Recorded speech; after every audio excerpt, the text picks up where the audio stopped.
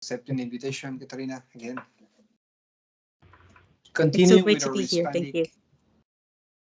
Continuing with our Hispanic Heritage Series, we host the exceptional Catalina Sol, Executive Director of La Clinica Del Pueblo.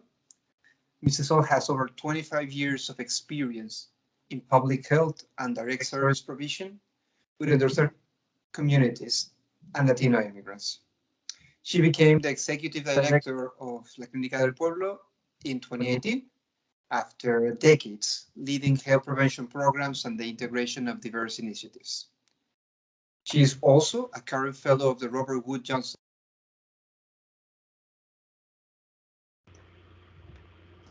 You're on mute, Rodrigo.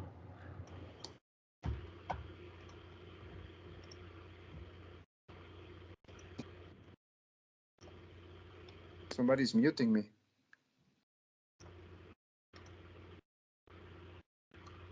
Somebody mute me. Ah, Adrian, you are the suspicious. Not me. I know you want to lead the interview. Sorry, Catalina. Catalina, would you please tell us more about your background? Sure, and it's such a pleasure to be here with all of you today. I am currently the Executive Director of La Clinica del Pueblo, but I joined La Clinica in 1991, actually, in my first instance of relationship with La Clinica, so many years ago that it's hard to describe how much the world has changed since then. I'll just say that back then it was still legal to smoke inside the buildings, if that gives you any indication of how different the world was. My own family, my background is I'm from El Salvador. I've lived in this area, in the Washington, D.C. area, for most of my adult life, and I spent some parts of my childhood here as well. I emigrated and came to the United States to stay continuously when I was 15. So I've had the experience of living in the Washington, D.C. area in the 70s, the 80s, the 90s, and now in the 21st century. I guess I'd say that I started working at La Clinica because I was looking for a connection with home, but it was there that I discovered public health, and I left, obtained a degree in master's in public health, and then returned to lead various different programs, including the HIV department for 10 years, and then our overall programs as chief programs officer, because before I became an administrative bureaucrat. So you actually joined La Clinica before doing your master? Yes, I was a patient care coordinator in 1991 when the clinic was still a part of Garesen, the Central America Refugee Center. And the clinic operation was still almost entirely run by volunteers with a very small staff. Besides La Clinica, you're a fellow at one of the leading research institutions in public health. Yes, I'm actually a graduate now of that program. Now. I'm a graduate of the Interdisciplinary Research Leaders Fellowship of the Robert Wood Johnson. All right. And what are we talking about when we talk about community health as opposed to individuals' health? Well, this is a very interesting question, and just to say a little bit about this fellowship program at the Robert Wood Johnson Foundation, it is it's really designed to help academics become geared towards research for action, and for that action to improve health equity in their areas. And so they partner academics with community-based organizations in around particular issues and questions. My cohort looked at resilience and as the idea and the concept of resilience, and this is where addressing questions from a community health perspective versus an individual perspective becomes very obvious, because when you ask someone how they're able to achieve everything that they do, if you ask them as an individual, they will point to their individual stories, their strengths, their faith, their grit. There's a whole sort of construction, right, of the idea that everything that we do is because of our own individual strengths. But if you look at a more landscape view of their life and where they fit in, and you see everything around them, you see so much of what truly builds resilience at the community level involves structures, institutions, networks, peers, and more of what you see in the wider lens of the picture. So a community health approach is moving beyond the individual outcome or the individual determinants to the broader picture that you can see in the landscape today. And if you're going deep enough, what's underneath it and what's beyond, So I think it's just a very exciting place to be because there's so much. Things make so much more sense, and you have so much more hope for what can be achieved beyond the individual that you have in front of you. So you don't boil alone, right? That's right. As Putnam used to say. Yes, and you also realize that it's not it's somebody else's life within a continuum of other lives, and it's not just you being the savior of someone else's life as well. When it comes to community health, how do you address the intersectionality of the Latino community? Latinas, immigration, race, ethnicity? I think this was a very interesting question that you posed. And I remember coming to the United States and feeling like there was never one word that could fully describe us, and that I was a Salvadoran who became a Latina, and so there were many things that happened in the dynamic experience of migration and connection with so many different peoples that are trying to understand themselves. But I think that the main point is that if you see the root of all of the areas in which we are connected, you'll see that the root has so much to do with our experience of colonialism, and everything that was a part of that experience for us over the last 500 or 600 years as Latin Americans. I think there's a lot of of uh, of information from our history that can inform how our different pieces of ourselves are truly connected, and that history can inform where all of our different pieces can be thriving in the future. But it also means that there are divides and cleavages within the community, right? Correct. We're certainly not all monolithic in any way. When I look at La Clinica, more than 85% of our patients speak only Spanish. The majority of our patients are immigrants from Latin America, and I could not think of a more diverse community of staff and patients and clients. But from the outside, with only one lens, you'd see it as very monolithic, and in some ways we are, right? So it all depends on what you see. When you see just one label, or do you see a huge world underneath that and label? how you're perceived by the public service provider too. Yes, one of the interesting things that we did when we, or at least when in my first experiences with La Clinica, was to train health providers on how to work with our community. And our training was really just information about our history, our story of migration, why we were here, and the immigration status that we were in.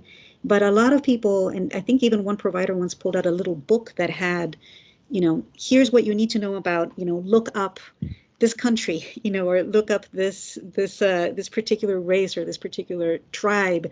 It was like a little handbook, that they carried in for the hospital, bedside manner for when you talk to Salvadorians.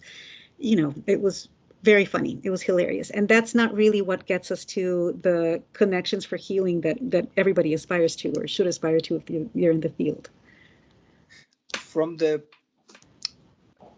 place that La Clinica is, I imagine that through this approach to prevention, you build a relation with the community that goes much more than just health provider. Could you elaborate a little bit on that? Well, I think La Clinica is really a part of the community, right? So I think if you look at this Washington D.C. region, you can see that there's some health centers that were here before the great migration wave of Central Americans that came here in the 80s, and they responded to a community that arrived, whereas La Clinica emerged as one of the institutions that was born from this migration. And I think that distinguishes the kind of relationship that we have, right? Because La Clinica was born from this movement, from this migration, people who come to La Clínica still very much associated as belonging to them, and hold us, I think, more accountable for what they would expect La Clínica del Pueblo to do, more so than maybe we should be held accountable for, or what others might be held accountable for. But there's a sense that at this clinic we should be served in this way, and this is what should be happening with us. I think from a practical basis, certainly many of our direct service staff have entered into La Clínica as patients, or as family members of patients, or as volunteers or promotores and promotoras de salud, or into an entry-level position, and then become, they've fallen in love with a particular sector of the health area. So there's just a very direct connection. Our staff are members of the community, and so the relationship is familial almost. That's got its own set of challenges, because there's not the same kind of distance that you would have if you're working with someone that looks nothing like your brother or your mother, or your least favorite uncle or your favorite aunt. There are two programs of La Clínica that I find particularly interesting. One is Mi Refugio, and the other is the Empoderate centers. Could you please tell our audience a little bit about both of them? Sure. And I found it interesting that you picked these two, because these two programs are programs that we developed by taking a leap of, I don't want to say a leap of faith, but a leap of courage, in that they were for areas that we did not feel that we were the experts on, but were missing in the response of our service sector at the time. So I'll start with Empoderate, because it was our first one. And the Empoderate centers are now an LGBTQ safe space within La Clínica's community and facilities. We are clinical. We have 3 sites. One of them is a clinical site at 15th Street, and then we also have a community health action site in Mount Pleasant, on Mount Pleasant Street, which houses our Empoderate Center. And we have a satellite Empoderate Center in Langley Park, Maryland, but that's been closed during the pandemic. And the Empoderate Center is, hangout space, drop-in center for Latino, Latina, Latinx, LGBTQ, particularly gay, bisexual, trans, in its origin, young people. And our focus on HIV for La Clínica has been very old. La Clínica was founded in 1983. We became a provider we started conducting HIV testing in 1985, because right in the middle of it. Well, really, I'd have to say because of the immigration bill, the first big amnesty bill of the 80s, which let millions of undocumented people become permanent residents, required HIV testing because it was a new epidemic at the time. Mm-hmm. And in order to get your application through, you needed to have an HIV test. And we started to do HIV testing. Back then, it was not required that another physician that was, signed off by ICE did your test. It could be, you could get it at any provider in the community. We started doing it as a service to people who were needing to adjust their status in the immigration application process. I think back then we didn't believe that we were going to find that people in our community had HIV, and so of course, as soon as we started testing, there we were, yeah. And for several years, we had a partnership with Whitman Walker Clinic, which was also then relatively small, where we did the testing and they did the care, and eventually we opened up our own program, and then also started to address the homophobia inside La Clínica, inside the community.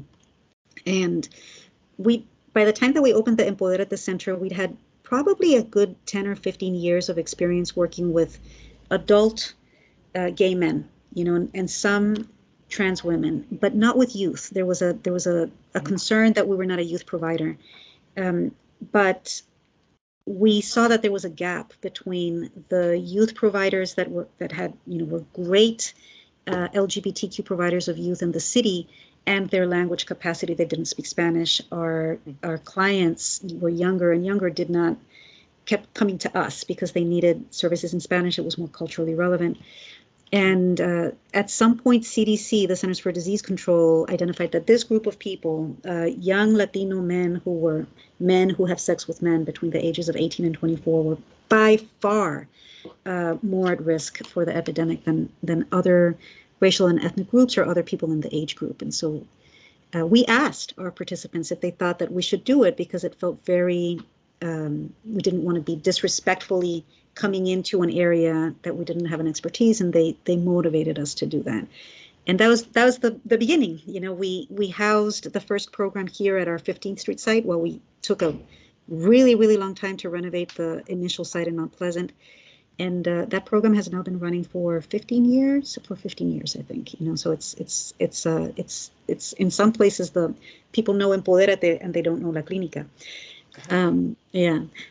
Mi Refugio is a more recent program for us. It was born in 2016, and again, this is a program that was born to serve the unaccompanied minors that were first, you know, coming in what was called the surge, 2014, 2015, 2016, of young immigrants from Central America, really refugees fleeing hardship, extreme economic hardship, and violence. Climate injustice. Just lack of safety. But it was somewhat new at the time in migration pattern to see so many minors, young people coming, and then the policy of the, I always want to call it INS, but of ICE, is to have to release minors within 3 days to the Office of Refugee and Resettlement, and then they place them in community. In our area, Prince George's County has one of the largest groups of destination of unaccompanied minors, and we, at the time, were approaching the Prince George's County government to see if they would support our expansion with a small clinic in Prince George's County. I think it was on the 3rd day of school when school started, and they were facing these tremendous numbers of kids that were overflowing the classrooms. They were having to do trailers, and they didn't have the language capacity, and they clearly had terrible traumatic stories to tell.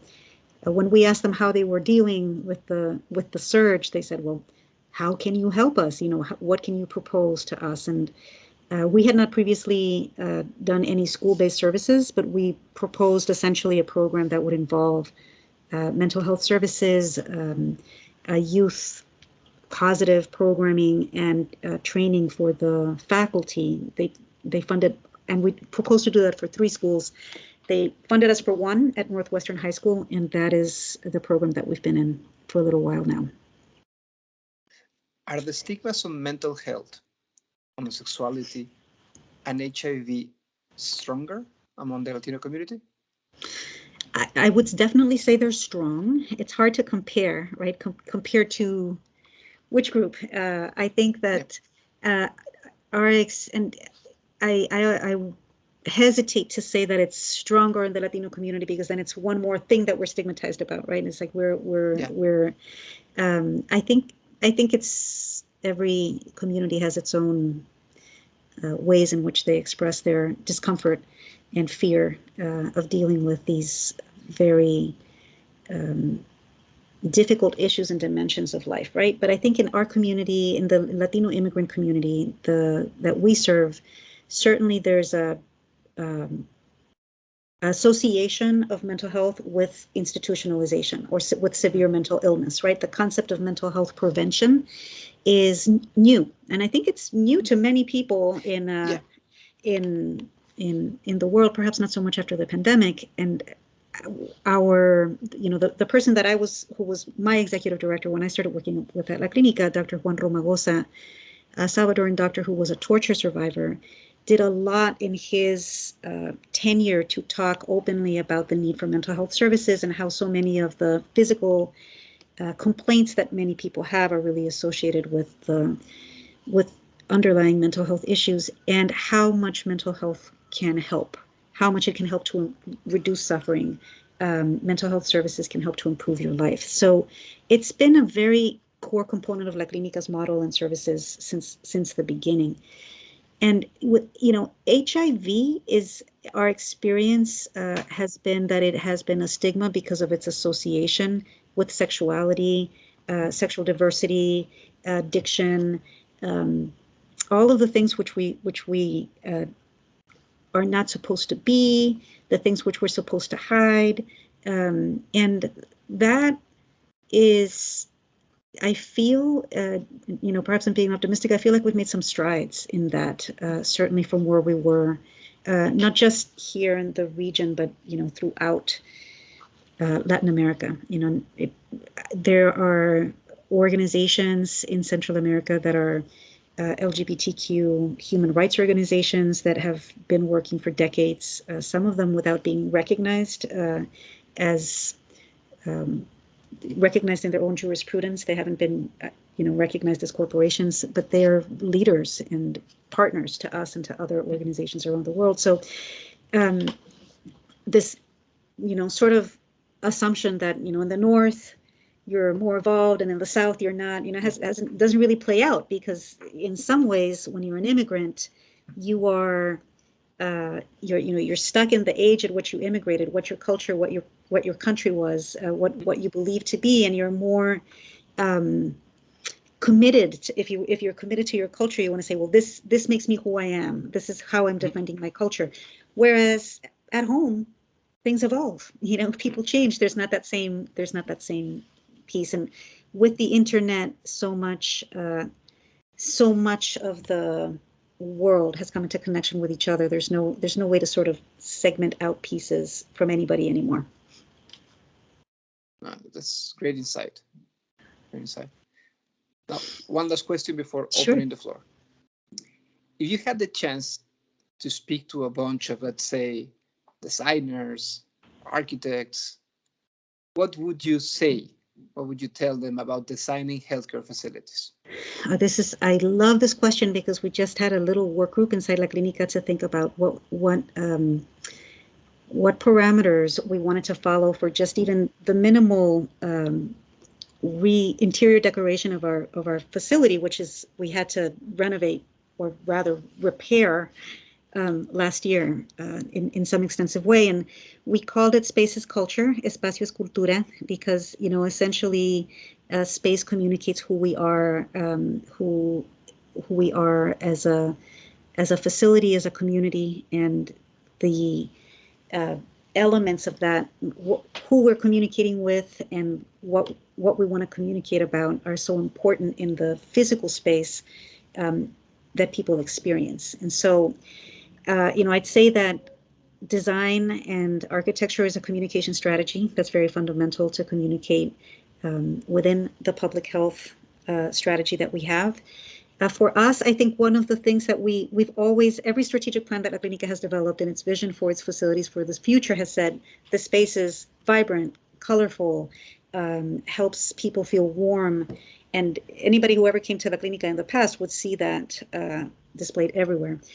Now, it's also important, I think, for us that people feel that it is open, that it is clean, that it is uncluttered. One of the things that we experienced as a nonprofit community clinic is that we accumulated so many things, and we have not had a lot of funds in many years, so we never wanted to throw anything away. And we come from a cachivachi culture, like you just don't throw away that box because you might need it, por si acaso, this same executive director that I worked with for years, we would wait for him to go on a trip, for 3 days, and we would throw so many things out, and he would come back, and he would, we'd have to hold his hand, and he would have an anxiety attack. So, but it's made such a difference, to have to throw all of these things out, and the feeling of space. And now, because of social distancing, it's also something that people are expecting, that they will feel that openness as well as the warmth, so we're like, but what are we going to do? Our waiting room is red. Supposedly that's a no-no, but it can't be, I told the team, it can't just be IKEA, it's got to be like IKEA Latino, what is it going to be? There's got to be something there that makes us feel like we're here, so that's what I'd say. Yeah. Thank you very much, Catalina. Now I will open the floor. I know Fede has a couple of questions, so you can unmute yourself, Fede, and go ahead. I have two questions. First, what are the challenges ahead for La Clinica? And the other one, given the anti-immigrant sentiment or environment that we lived in, has the approach to the community changed? And if it changed, how it changed? Thank you, Federico. Well, I think the biggest challenge is always sustainability for an organization like La Clinica. We're a nonprofit community clinic, and in this country, healthcare is a business, and it is based on a business model that doesn't work with people who are uninsured. Latino immigrants are disproportionately uninsured because we're excluded from safety net benefits like Medicaid due to immigration status. So the core root injustice of exclusion makes the business model hard to sustain, right? As a sort of systemic ongoing problem. I think with COVID, we've had, it's been a double-edged sword for that problem in that on the one hand, it's been made abundantly clear to the world that public health is not an extra, it's not a nice to have, it's a must have. There has to be a global infrastructure and at the local level.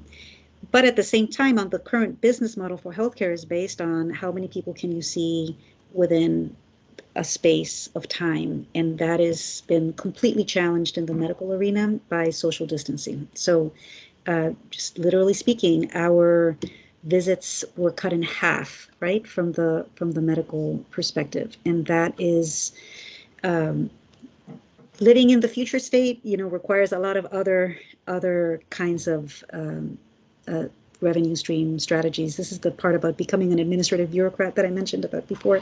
That is a big concern. So, bigger speaking, the strategic questions for La Clinica within the sustainability model that we build will be how do we address the fact that our community has been living outside of the district for many years now because DC is so expensive, and the jurisdictions in which we do live don't have the service delivery systems, the reimbursement mechanisms, the infrastructure to support. So we're both in DC and Prince George's County, and they could not be more different. Although for our patients, our clients, and our community, it's, the borders are seamless, they're passed through. We also, how we work, why we work, all of the things that everybody's confronting and grappling with are very much a part of the health sector. Now it's just a different world, and those of us that were formed about how you work, what work means, how you should work, where you should work, need to let go, and take direction from younger people, right? And it's also going to be harder to, I wouldn't say harder, but I think that we will have to keep on going while we transform, right? We can't stop. All of us have a big retreat, reimagine the way that we want to be, and then move forward in that direction. So it's hard to be in both places, the day-to-day and the future. So we have geography, we have working, the nature of work, as well as how we work, where we work, what does it look like where we work, and above all, what is La Clinica's response to the community need for the next 40 years? We're going to be at our 40th anniversary in 2023, and we are facing the biggest migration wave, more than 1 million people a year, of an entire new generation, age-wise, experience-wise, than the one that sort of brought us into life. Our origin story of the 80s is very different from the story, although connected very clearly, but very different from the 2022 migration. So we will have to see what is La Clinica with its resources, not with the God complex, but like really truly what La Clinica can do. How is it going to make its biggest impact on this community? I think those are the challenges ahead. What was your second question, Federico? I was on mute. Now, given the anti-immigrant sentiment or environment that we've been living, that we're recovering from, yes.